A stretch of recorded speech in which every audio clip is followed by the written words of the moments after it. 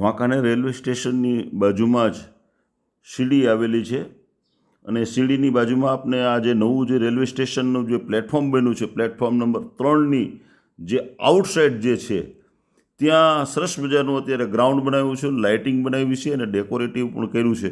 એટલે હું રોજ ત્યાંથી વોકિંગમાં નીકળું છું. તો વોકિંગમાં નીકળતા જે આ પગથિયા જે છે એની બાજુમાં જ આ ઝાડ છે. તો ઝાડમાં ઓચિંતી મારી નજર પડી તો જે સુકાઈ ગયેલું લાકડું છે ત્યાં ખરેખર આ લકડખોદ જેવું પક્ષી જે ખરેખર અહીંયા માળું બનાવી રહ્યો હતો ને એમાં બચા હશે. એટલે મેં થોડી વાર નિરીક્ષણ કર્યા બાદ હું એની ફોટોગ્રાફી માટે 2 દિવસથી હું જો આ રીતે બેસી અને એની રોજ ફોટોગ્રાફી કરું છું. અને ઠેઠ લગભગ 25થી 30 ફૂટ હાઇટ ઉપર આ એમનો માળો છે જે ખોદે છે ત્યાં એ આખી કેપ્ચર કરીને હું આપને બતાવી રહ્યો છું. 600ના ટેલિલેન્સથી બતાવું છું. જો આપ જોવો છો આ જે આ લાકડું જે છે, આ ઝાડ છે, આ ઝાડની ઉપરમાં 25 ફૂટે ઊંચે આ આખું બનાવેલું છે અને જેનો આપને વિડીયો હું આપને ઠેઠ આ 600ના ટેલિલેન્સથી હું આપને બતાવી રહ્યો છું કે જે તમને ખબર પડે કે કેટલું આ 600નો ટેલિલેન્સ કેટલું કેપ્ચરિંગ કરી શકે છે તેની તમને પૂરેપૂરી માહિતી આવે. અને લગભગ 2 દિવસ સુધીની મહેનતે આટલો આ 8થી 9 મિનિટનો વિડીયો હું બનાવી શક્યો છું. કારણ કે આની અંદરમાં આવે જાય આનું બધું બારીકાઈથી પોતે નિરીક્ષણ કરતા હોય છે. એટલે આપ જોઈ શકો છો કે એની કેટલી દ્રષ્ટિ જે છે. તમે ખરેખર આ જે બધા પક્ષીઓ જે છે એટલા બધા એ સેન્સિટિવ હોય છે કે જરાક પણ કેમેરો કે માણસોની ચહલ પહલ જોવે તો એ પોતે આવતા નથી અને પોતે એટલી બધી દ્રષ્ટિથી એ પોતે જોતા હોય છે. આપ જોઈ શકો છો કે 600ના ટેલિલેન્સથી કેટલી ક્લિયરિટી છે એની તમે આંખ પણ જોઈ શકો છો. એની તમે એક જે એની જે જોવાની દ્રષ્ટિ જે છે એનું કેટલું કેપ્ચરિંગ છે એ આખો 600નો ટેલિલેન્સથી હું આપને બતાવી શકું છું. કારણ કે આ જે માળો જે છે, જે ખોદેલું જે છે એ લગભગ 25થી 30 ફૂટની હાઇટ ઉપર એ આ સૂકું લાકડું છે અને ત્યાં ઠેઠ એમને આ દર જેવું કે આ આખું ખોદીને લાકડાને ટોચીને એને આખું બનાવ્યું છે. તો આપ ખરેખર આ વિડીયો તમે જોઈ શકો છો. કારણ કે મેં 2 દિવસની મારી સખત મહેનત અને પરિશ્રમના, કારણ કે સીધું મારું મોઢું પણ મારે સીધું ઉપર રાખવું પડે. કારણ કે ત્યાં સુધી મારે, કારણ કે કેમેરાને સીધો સ્ટ્રેટ રાખવું તો જ મારો ટેલિલેન્સથી તો દેખાય. એટલા માટે થઈને મેં ખાસ એને લેન્સથી જો હું ત્યાં પાણાની ઉપરમાં બેસીને અને એની પ્રતીક્ષા કરવાની કે ક્યારે આવે છે, ક્યારે નિરીક્ષણ કરે છે, ક્યારે એને તમારે કેમેરાને ઓન કરવો છે, આ બધી જ તમારે એની આખી પ્રવૃત્તિને મેં બતાવવાની કોશિશ કરી છે મિત્રો.